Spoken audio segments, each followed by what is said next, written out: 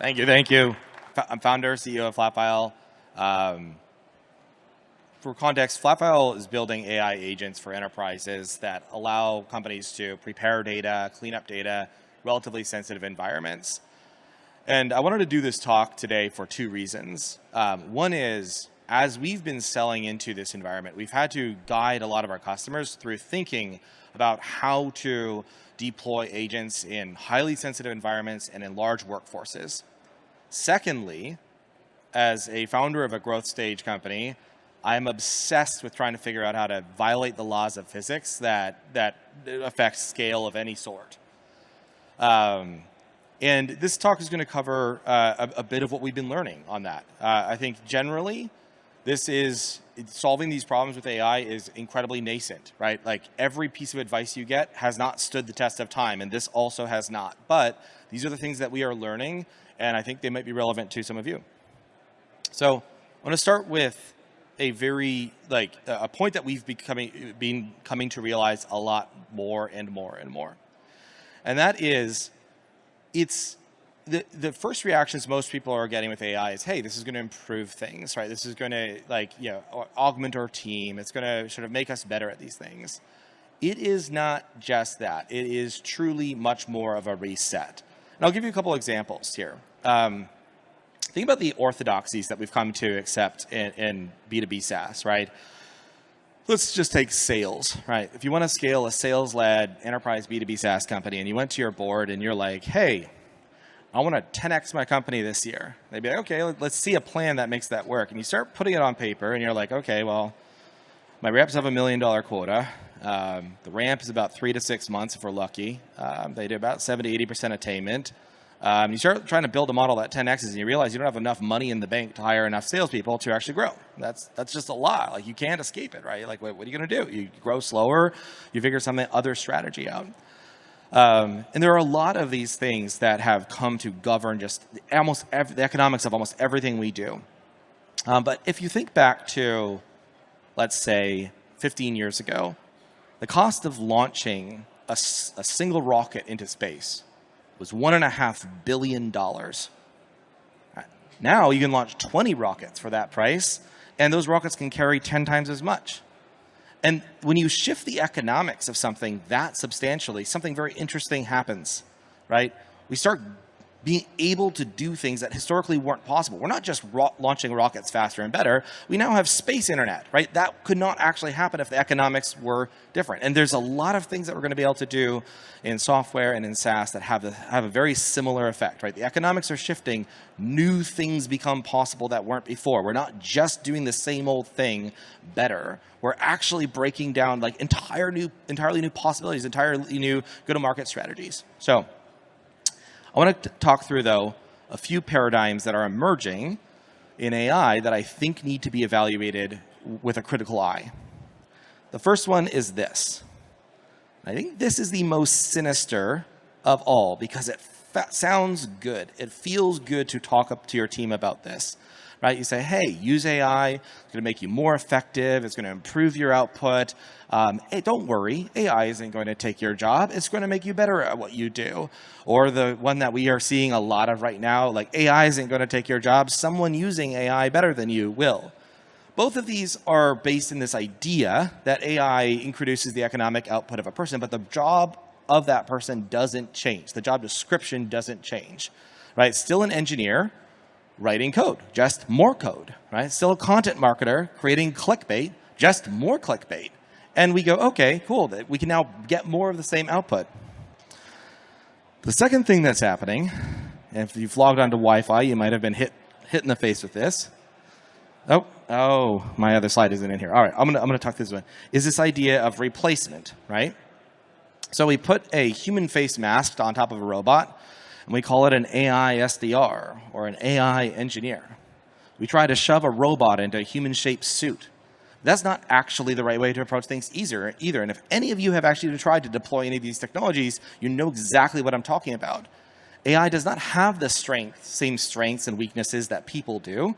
It has different strengths and different weaknesses. And we should design roles specifically for AI that are not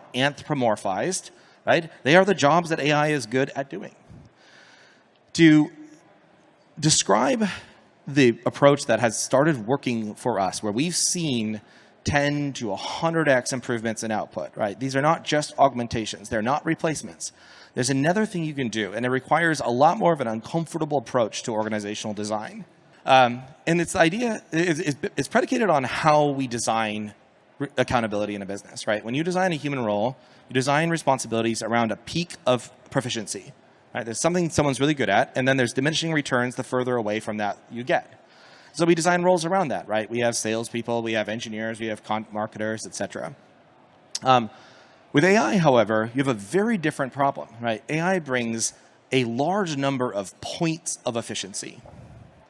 And you have to build an organization that can somehow take that workforce, right, 100 points of efficiency, right, and amplify that.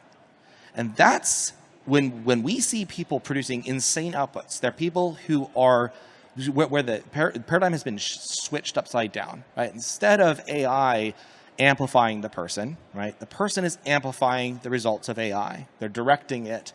They are making sure that the judgment being used, the taste, the responsibility is going in the right direction, right? And I'll give you a practical example of this. This is a role that we have spent probably the most time trying to hire. Now, are there any content marketers in the room? One. All right. I'm trying not to dunk on you too hard. Content marketing is an interesting problem. Historically, most things in marketing have been designed to develop systems of scale that are relatively methodical. Content particularly, if you try to hire a content marketer, you're going to find people that are really good at fitting into a content schedule, producing content that follows a certain set of rules, that matches SEO, doing various different things like that. Right? Content leaders, right, get really good at managing the operational problems of shipping content, right? You get good at managing that calendar, figuring out how many people you have that can actually write, how many contract resources you have. Do they know, are they subject matter experts? Are the facts going to be correct? So all of that is different. And we were trying to hire for this role, we were trying to find someone who could be this amplifier for it. Then we went through 30 plus people before we found someone, and we knew the moment we interviewed this person exactly what we had found, right? This person came to the table and said, hey, I don't think there's a lot of value in writing and generating this content myself, but I want to show you this rubric I've created for how I get AI to produce good things, right? Like things that I think have taste, things that I think are quality. What that person brought to the table is three things, right? They brought taste. They were a taste maker. They were a storyteller. They brought the ability to exercise judgment on the outputs. I think this is good. I think it is bad. And then they were good at prompt engineering, right? A content marketer of the future is actually a good prompt engineer around content, right? They're going, hey, actually do it this way. Think about it this way. Here's the context you need, etc. And this person is capable of producing content at 100 times the scale of a team of 4 or 5 because the content frameworks are accurate, they're tasteful, they're good. And at Flatfile, we have a rule that we only make content that matters. We do not ship clickbait. We try to have, the content we produce has to be valuable to someone, valuable enough they would share it. So the bar is pretty high. And you think about how this is designed, right? You have a storyteller who brings taste and judgment to the mix, and you have a lot of robots, these points of competence that can be amplified by that person, right? The actual writing of the copy, AI can do that. The fact checking, AI can do most of that as well. Right, SEO, right? AI can do that, right? Like these things, these are good roles for AI. But if you're trying to get an AI content marketer from that startup that you just found, right? It's going to have weaknesses, right? It's going to be lacking some of the things that people really bring to the table here. And this comes down to a description of the new talent archetype that I think everybody has to be looking for either inside of your companies or as you are hiring. And this is an uncomfortable conversation because not everybody in your company is going to be able to sort of operate like this, right? They might have been the machines, right? Historically, we've built companies to turn people into a bit of a machine, right? We want methodical outputs. We want methodically good results. We have great boxes, we put people in them, and we say, hey, produce this result over and over and over again. But now we actually have machines that can be machines. So people can be unleashed, but not everybody has the muscles, not everybody has the skills to do that. But you do, if you want the kind of amplification you can get, you have to find the people who want to be unleashed, who have opinions, and those opinions are good. They have good taste. They have good judgment. You could trust this person to make the right decision because the execution, right? Execution is either already commoditized or it is about to be, right? Execution in many of these areas is getting easier and easier and easier and more efficient. Executing on this organizationally is also practical. So I'm very excited, obviously, about the impact this can have organizationally. And hopefully, some of what I've shared here can give you a rubric to start thinking about. But deploying this in an organization is actually very interesting. Because while culturally, you're looking for tastemakers, operationally, you actually have to build a machine because you have humans and machines now working together. Your leaders are now no longer just leaders. They are part architects. They have to design a system. They have to design a series of computers working together alongside a human being. So leadership accountability changes as well. What you expect, what you demand from your executives has to change. And I highlighted this one in the center because it's the one that kind of snuck up on us. If you cannot translate your ideas of what can be done with AI, if you can go into ChatGPT and prompt something and you're like, oh, this looks like we could do it, but then you cannot operationalize that in your business, you're not ready to deploy it, right? So you need these people in your company, in nearly every organization, that are capable of operationally deploying AI. They might be the vibe coders of your org. They can create dashboards in an evening or a day, and they can go and deploy these ideas. We did this recently in our outbound motion. We're like, hey, we could probably use ChatGPT to deep research every market and company that we go into. We spent $10,000 on Perplexity credits, but we needed somebody to create the dashboard that actually went and operationally researched these companies. These products don't exist, right? So you actually need people who are going to be able to build these tools. So your RevOps people are actually prompt engineers, right? They're operationally deploying AI. And the people whose judgment you trust the most, those people, you give the job of underwriting the result, right? Especially if you're producing a volume of it, right? The more and more trusted an employee you have, you find ways to put them in the place where they can transfer the liability from the AI to the person so the business can operate. Because at the end of the day, if you have AI generate the wrong thing, you can't go sue ChatGPT for the impact that had on your financial reports, right? You still need someone with good judgment who's going to be able to exercise that on the data. So this is the practical deployment. You do need all three of these people. We have not found a way to deploy this at scale any other way.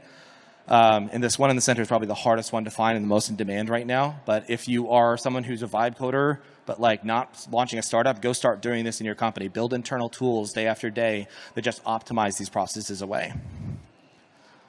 There are three things I'll leave you with, just like that you will run into as you do this. They're not scary, but they are relevant to know, right? AI is frequently going to be more capable than you are ready to deploy.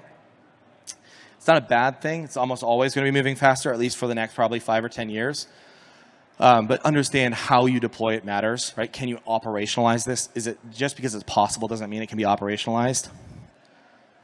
This is one that really sneaks up on you. Drift, right? Models are not moving in a linear fashion, right? They move from side to side. As any of you playing around with ChatGPT 4.1 realized when it started like complimenting your wife after you asked it questions, you're like, whoa, what's going on here? And it's like being overly saccharine, right? That can sneak up. And if that's going out in your content, it's like, oops, like what's going on here? So you have to be able to respond to that and make sure your work accounts for it. The last piece here, and this is the most uncomfortable, is there are people in your org that are going to love this, they're going to benefit from it, and there are people who are going to become less and less relevant. You will need to deal with the organizational and cultural impact of this. It will hurt if you don't. So to wrap up, again, all the advice I found on this is incredibly nascent, right? Like the market as a whole is figuring out how to deploy AI. We are trying to figure it out, and I'm sharing this with you to hopefully, just start the conversation around what is possible and what we're seeing work. But if there is one point that I leave you with, it is that everything is changing, right? AI at scale isn't just about augmenting your team. It's about rethinking how work even works. So thank you. Thanks for coming to my talk. Appreciate it. Add me on Twitter. Follow me on LinkedIn. I'd love to continue conversations around this. If there are things you're learning, please reach out. I'd like to talk about it.